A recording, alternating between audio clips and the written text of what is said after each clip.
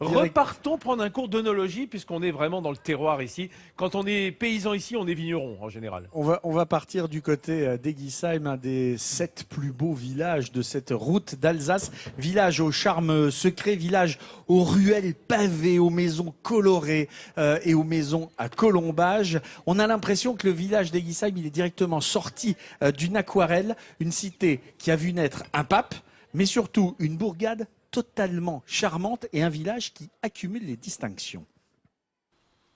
Au milieu des vignes alsaciennes se cache un petit village authentique, devenu depuis quelques années une véritable star.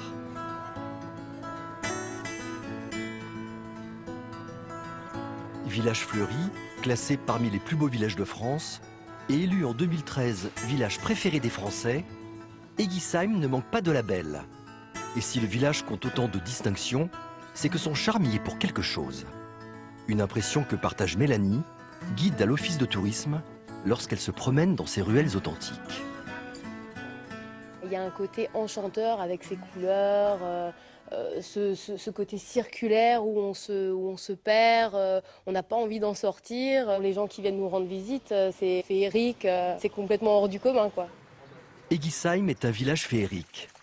Les labels obtenus par la commune sont mérités. Mais quels impacts ont-ils sur l'économie du village? Attire-t-il durablement de nombreux touristes?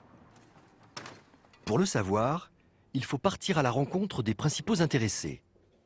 Stéphanie est la propriétaire de cette splendide demeure bâtie au XVIe et XVIIe siècle. Transformée en caveau et en chambre d'hôtes, l'établissement est un excellent indicateur de la fréquentation touristique. Il suffit de jeter un œil au planning des réservations pour s'en faire une idée. Décembre pour l'instant. Voilà, et décembre, j'ai encore tous les jours de la demande, donc je pense que on va pouvoir combler les petites cases vides qui restent d'ici 1 ou 2 semaines. Désormais, de nombreux curieux viennent de tous horizons pour découvrir le village. Une ou plusieurs journées sur place, c'est une aubaine pour l'ensemble des commerces. Dans cette pâtisserie confectionnant des kouglof et autres délices alsaciens, Martine en est convaincue. L'augmentation brutale de son chiffre d'affaires de 20% coïncide avec la remise du dernier label obtenu en 2013. Il y a eu un avant et un après. Il y a 5 ans, à ce moment-là, on n'aurait pas eu beaucoup de monde dans le village. Ils venaient surtout à Rigvir, Kaysersberg, Ribeauvillé.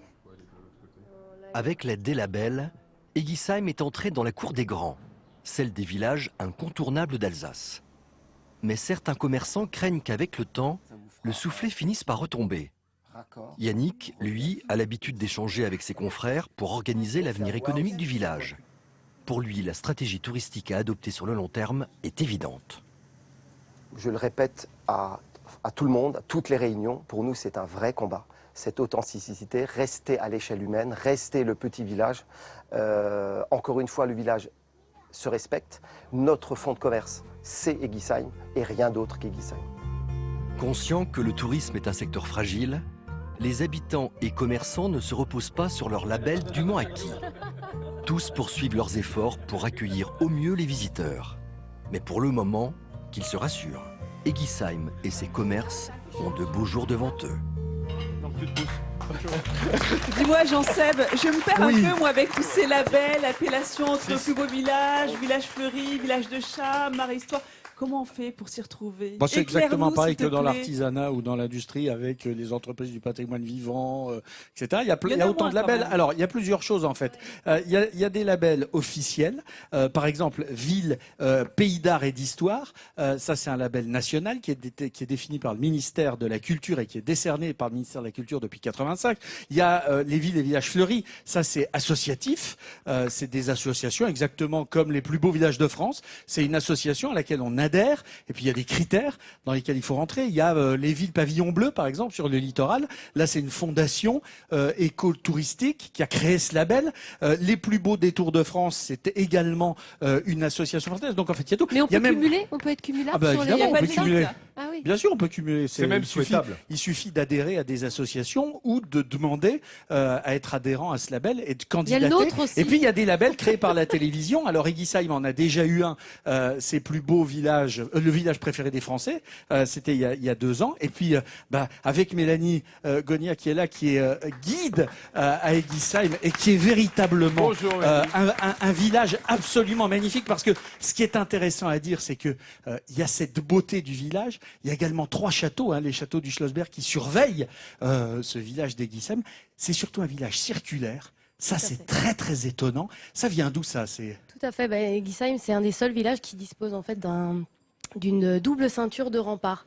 Une qui a été construite au XIIe siècle et l'autre au XIVe siècle. Donc, des villages ont été faits, les rues ont été faites de manière concentrique. Ouais. Et puis c'est un village qui a vu la naissance d'un pape qui était Bruno d'Eguisheim, qui est devenu le pape Léon IX, qu'on appelait le pape voyageur, qui est celui qui a convoqué le concile de Latran.